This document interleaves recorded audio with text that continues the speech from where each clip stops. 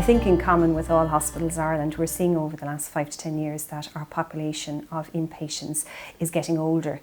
That's a fantastic success story. However, it does give challenges to hospitals because younger, fitter people can navigate the busy, challenging hospital environment a lot better than an older person with perhaps hearing impairment, vision impairment, and often cognitive impairment. Usually patients with dementia manage really well in their own familiar surroundings, and I suppose hospital is so noisy, so busy, there's just so many different, it's kind of like sensory overload.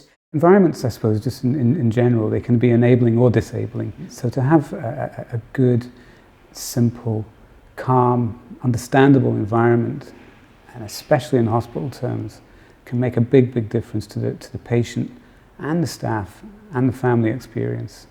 My vision for this project was that ideally an older person with dementia who didn't need to be in hospital would have an alternative. But given that most people with dementia who need to be admitted to hospital have a medical or a surgical reason that needs admission, that when they were admitted, we would care for them in a different way. That we would identify that they were what we call cognitively vulnerable at the front door of the hospital, that appropriate staff with training to meet their dementia needs would be involved in their care, that all staff they would come across would be aware of the fact that they were going to have particular challenges in the acute hospital environment, and that overall their experience in the hospital was just going to be a little bit easier than we know it would have been previously.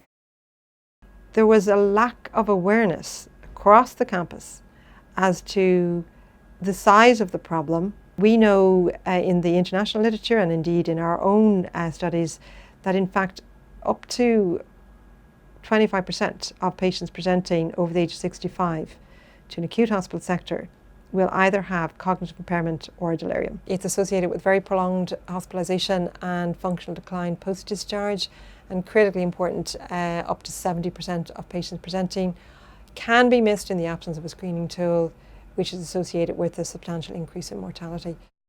If we want this to be embedded throughout the organisation, if we want this to be everybody's business, not just the business of clinicians, then it's really important to involve everybody.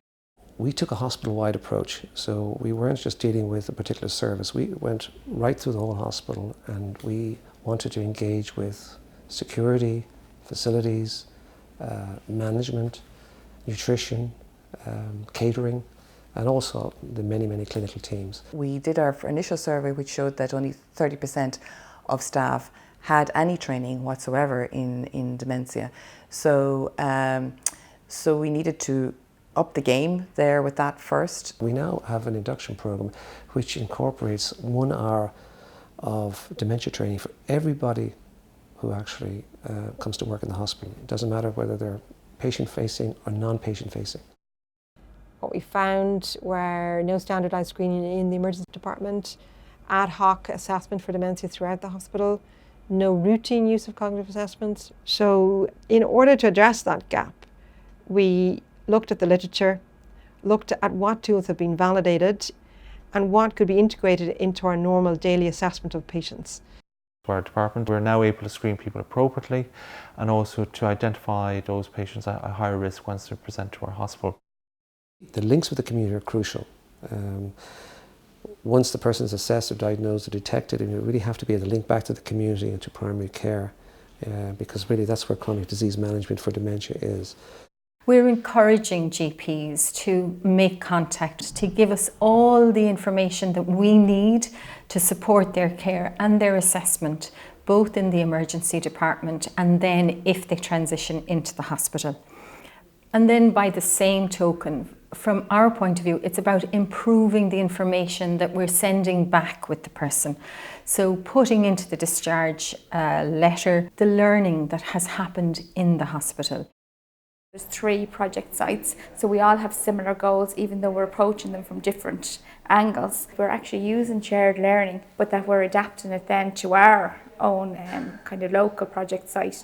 And in actual fact, that's the whole benefit of the project. We're trying to develop an integrated care pathway for people with dementia that can be used in other sites. This is a national issue, and I think that we need this type of approach across hospitals, across all hospitals.